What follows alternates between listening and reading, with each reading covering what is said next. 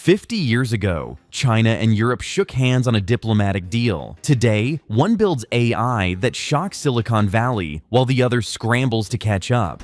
Who won? Europe and China celebrated 50 years of diplomatic ties in May 2025. Behind the champagne toast, however, is an unsettling reality. China improved technology while Europe polished laws. Today, we're uncovering how this historic partnership turned into a technological David versus Goliath story, and the answer might surprise you. Student becomes master. Here's where things get fascinating. China launched something called Made in China 2025, a strategic blueprint inspired ironically by Germany's Industry 4.0 initiative. The goal was to ditch the whole world's factory label and turn China into a hardcore tech powerhouse. Think AI, robots, rockets, fancy computer chips, you name it, in like 10 key industries. By 2020, they wanted at least 40% of the core stuff made with their own parts, and then crank that up to 70% by 2025. Ambitious, right? China invested heavily in creating the future as Europe discussed privacy regulations and AI ethics frameworks. China planned to spend 1.3 trillion euros on new infrastructure alone by 2025, with a large portion of that investment going toward digital and artificial intelligence technology. The results speak volumes. Chinese tech firms haven't just caught up with European rivals in many sectors, they've overtaken them entirely. From electric vehicles to telecommunications infrastructure, China moved from imitation to innovation faster than anyone predicted. The AI awakening in China. Let's address the most pressing issue: artificial intelligence. With an ambitious time frame that resembled science fiction, China published its next-generation AI development plan in 2017. The intended victim: by 2025, make AI a major economic force, and by 2030, make China the global leader in AI.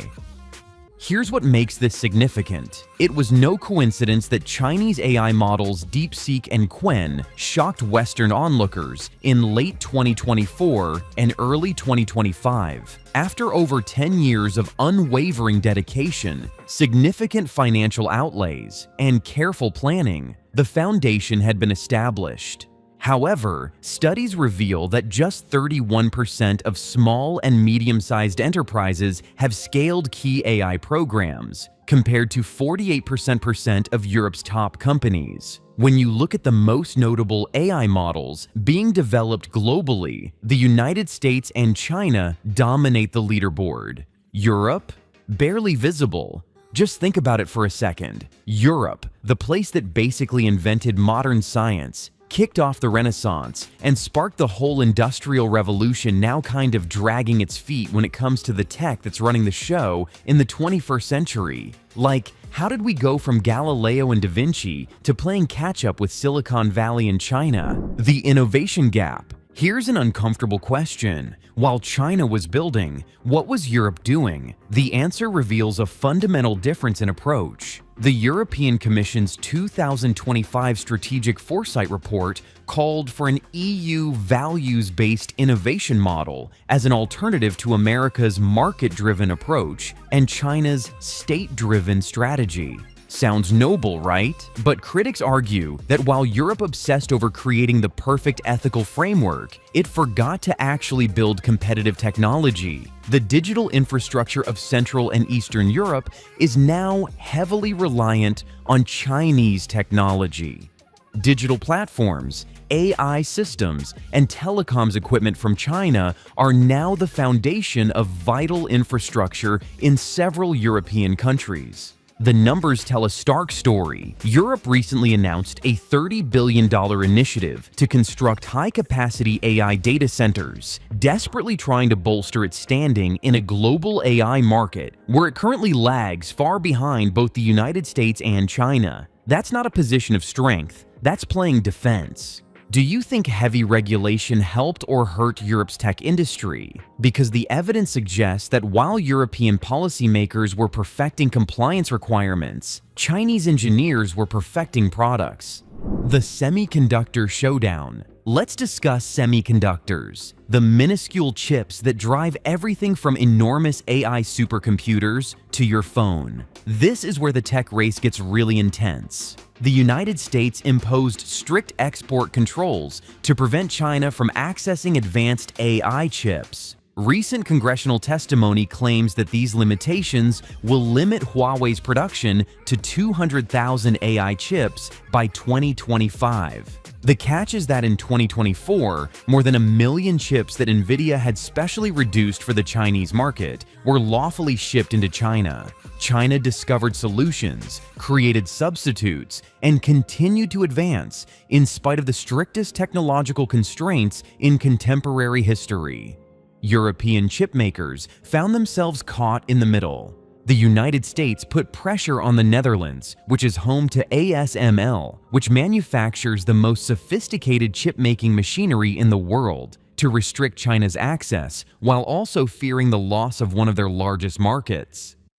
Chinese companies responded by stepping up the development of domestic semiconductors and investing heavily in the creation of indigenous substitutes for Western technology. It's not happening overnight, but the approach is already showing results. Europe, on the other hand, has had a hard time crafting a unified semiconductor policy that manages to balance geopolitical pressures with practical business interests.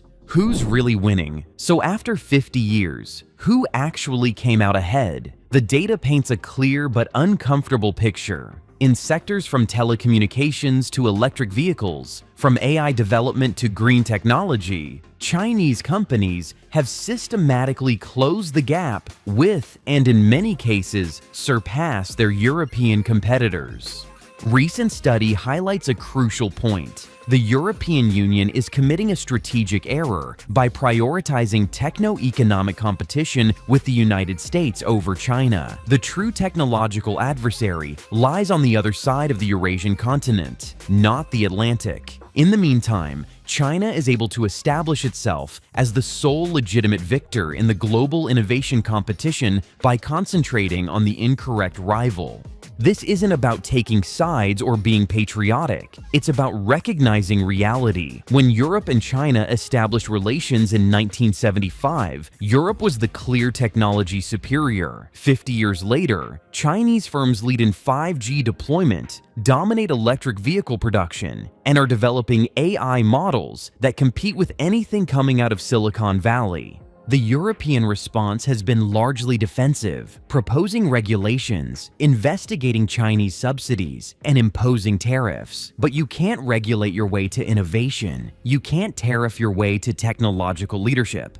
The road ahead. Here's what keeps European policymakers up at night. Here's the thing. China's technological rise is picking up speed, not losing steam. This is the same country that was once written off as only capable of copying others' work. Now, they're doing cutting-edge AI research, leading the world in patent filings, and creating tech hubs that can go toe-to-toe with Silicon Valley or Berlin. Europe faces a choice. Continue down the path of regulation-heavy, innovation-light policy, or fundamentally rethink its approach to technology development. The $30 billion AI data center initiative is a start, but it's a fraction of what China invests annually in strategic technologies. What do you think Europe needs to do differently? Because 50 years of diplomatic relations have produced an outcome nobody in Brussels expected. A technological partnership where one partner has sprinted ahead while the other carefully studied the rules of the race. There's something almost ironic about it. China's Made in China 2025 initiative was actually inspired by Germany's Industry 4.0, a program that was supposed to keep Europe at the forefront of technology. The students studied the master's playbook, then executed it better. Honestly, in the next 50 years, China and Europe aren't going to be all buddies just because of fancy galas or some stiff diplomatic handshakes. The real action's going to be in the tech trenches. Whoever's clever enough, fast enough, to ride the wild waves of biotech, AI, quantum stuff, that's who'll really end up calling the shots. Forget the formalities. It's brains, guts, and adaptability that'll decide how this story goes. If this story opened your eyes to how dramatically the technological balance has shifted, hit that like button. Subscribe, because we're tracking the technological forces reshaping our world, one breakthrough at a time. The future is being built right now fast, and you'll definitely want to see what comes next.